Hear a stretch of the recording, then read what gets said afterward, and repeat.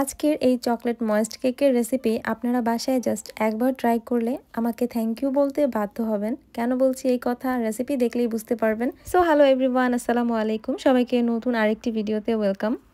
তো এখানে আমার কেক বানানোর জন্য ময়দা লাগবে 1 কাপ পরিমাণ। যেহেতু আমি হাফ কাপটা ব্যবহার করছি তাই 2বার ইউজ করছি। তারপর হাফ কাপ নিয়ে নিলাম কোকোয়া পাউডার, দিচ্ছি 1 কাপ পরিমাণে ব্রাউন সুগার, এখানে যে কোনো সুগার ইউজ করা যাবে। হাফ টিস্পুন লাগছে বেকিং সোডা, এখানে আমি কর্নফ্লাওয়ার বা বেকিং পাউডার কোনো কিছুই ইউজ করছি না। দিচ্ছি 1/4 কাপ অয়েল, সাথে হাফ কাপ পরিমাণে দুধ দিয়ে দিলাম, আর হচ্ছে একদম গরম পানি দিলাম হাফ কাপ। আর আজকের কেকটা বানাতে আমি এখানে মাত্র একটা ডিম ব্যবহার করেছি। তারপর সবগুলো উপকরণকে একসাথে ভালোভাবে মিক্স করে নিলেই আমাদের এই ব্যাটারটা একদম রেডি। তো এই ময়েস্ট কেক বানানোর জন্য এখানে কোনো ধরনের ইলেকট্রিক বিটার ইউজ করতে হবে না। দেখতেই পাচ্ছেন আমি হ্যান্ড হুইক্স দিয়েই সম্পূর্ণ উপকরণগুলোকে ভালোভাবে মিক্স করে নিলাম, আর কনসিস্টেন্সিটা এরকম হবে অনেকটা দেখতে। দেন কেকটাকে বেক করার জন্য আমি এখানে 6 or 7 ইঞ্চিসের একটা মোল্ড ব্যবহার করব। তারপর মোল্ডের মধ্যে একটা বেকিং শিট বিছিয়ে নিচ্ছি। তারপর কেকের ব্যাটারটা দেওয়ার আগে মোল্ডের মধ্যে সামান্য করে একটু অয়েল গ্রিস করে নিতে হবে, যেন কেকটা হয়ে যাওয়ার পর ডিমোল্ড করতে ইজি হয়। দেন সম্পূর্ণ ব্যাটারটা ঢেলে নিয়ে এখন চলে যাচ্ছি বেক করার জন্য। এটা আমি আজকে চুলাতেই বেক করব।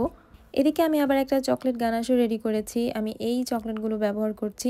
আপনারা ডার্ক চকলেট, হোয়াইট চকলেট যে কোনোটাই ইউজ করতে পারেন। এখানে আমি হুইপ ক্রিম নিয়েছি 1 কাপের মতো। হুইপ ক্রিমের সাথে আমি কিছু চকলেটকে মেল্ট করে নিয়েছি। তারপর এটা ফ্রিজে রেখে দেব সেট হওয়া পর্যন্ত।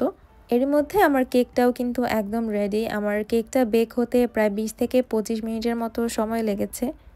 এখন কেকটা সম্পূর্ণভাবে ঠান্ডা হয়ে যাওয়া পর্যন্ত ওয়েট করতে হবে।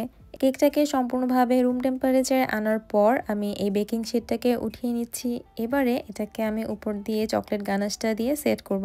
দেখতেই পাচ্ছেন আলহামদুলিল্লাহ পারফেক্ট একটা ময়েস্ট কেকের বেস রেডি হয়ে গিয়েছে, আর এটা খেতেও কিন্তু অসম্ভব পরিমাণে মজা।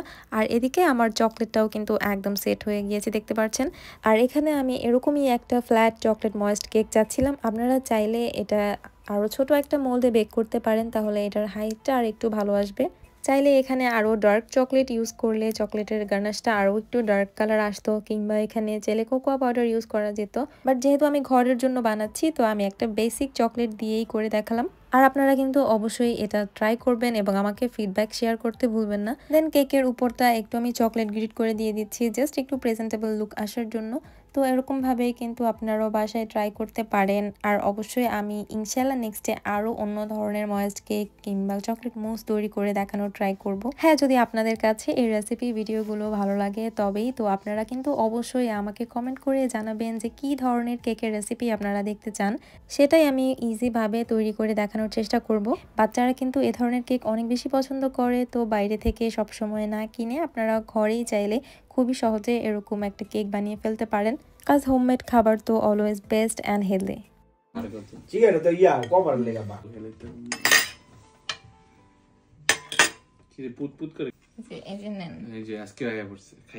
দেখেন একটা গাড়ি পাইছে, সময় নেই গমে নেই, স্টুডিও দেওয়া যায় না।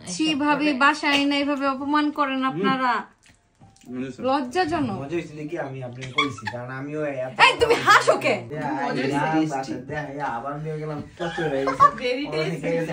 আর এইদিকে আমার স্টোরি দেওয়ার পর রাত 12টায় তারা চলে আসছে কেক খাওয়ার জন্য। যাই হোক, এই ছিল আমার আজকের ভিডিও। কেমন লাগলো অবশ্যই কিন্তু কমেন্ট করে জানাতে ভুলবেন না। দেখা হবে নতুন ভিডিওতে। সে পর্যন্ত সবাই ভালো থাকবেন, সুস্থ থাকবেন, অ্যান্ড আমার পেজে লাইক অ্যান্ড ফলো দিতে কিন্তু ভুলবেন না। সবাইকে আল্লাহ হাফেজ।